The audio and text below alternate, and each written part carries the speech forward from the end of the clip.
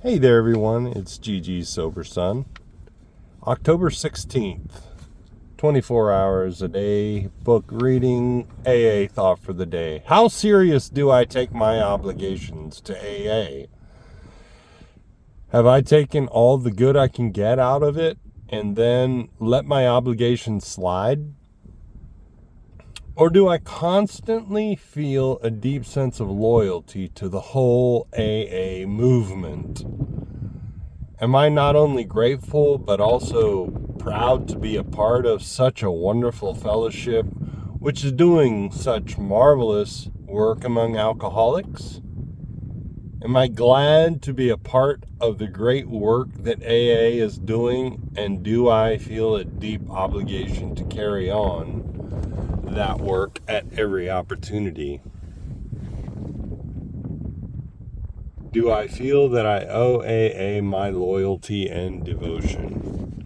Well, I have learned through the AA fellowship and the AA program that the fellowship doesn't happen if people sit back and are all take and no give. And I find my purpose in life by being of service.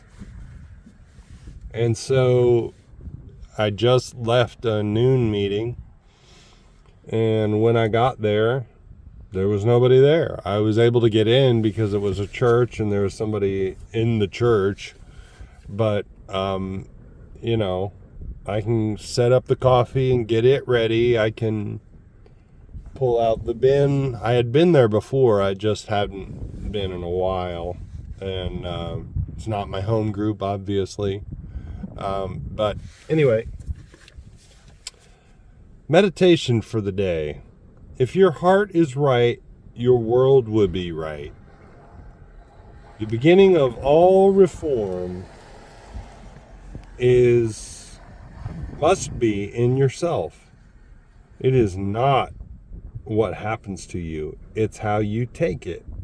However restricted your circumstances, however little you may be able to remedy financial affairs, you can always turn to your inward self and seeing something not in there, seek to right it.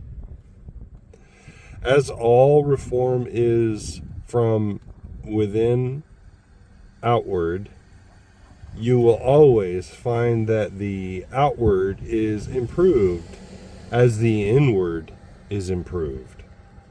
As you improve yourself, your outward circumstances will change for the better.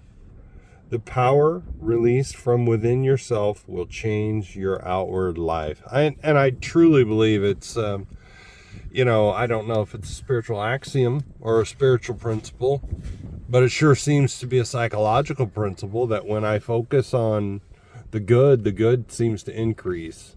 And one of the stories in the back of the big book, the chapter on acceptance, the often quoted chapter on acceptance, talks about the amazing magnifying mind, his amazing magnifying mind. Now that's his story, but it's, positive psychology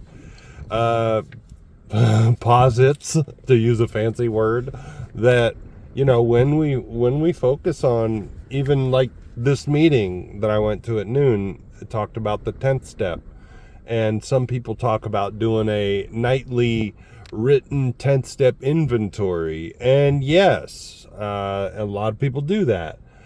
For me, I find it would be better for me to do a gratitude inventory than any kind of, sort of where I went wrong inventory. That needs to happen more in throughout the day rather than waiting till the end of the day.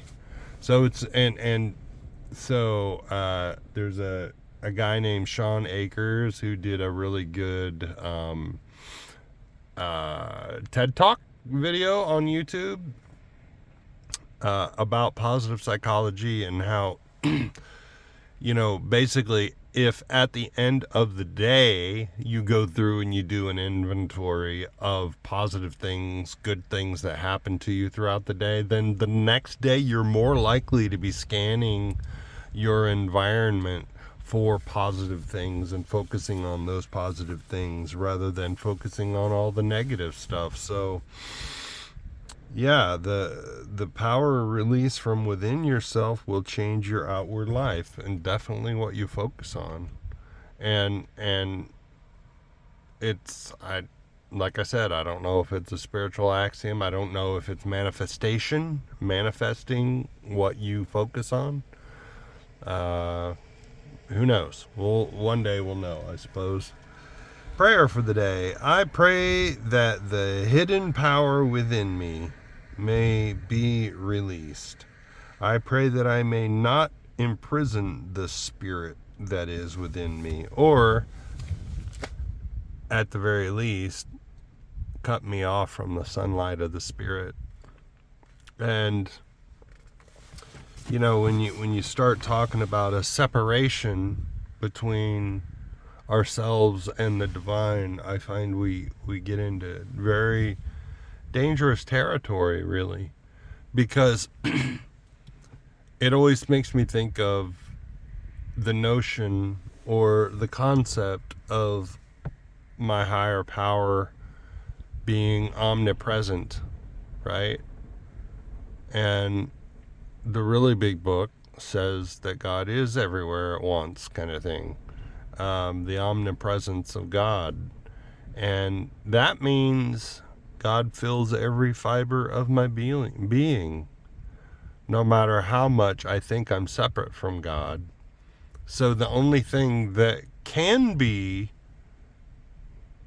separate me is what I focus on. So it goes back to that, sort of a manifestation type thing.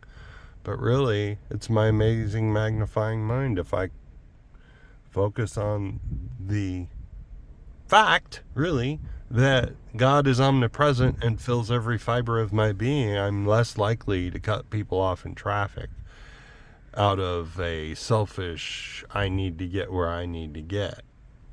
And screw you, I'm getting there in my time.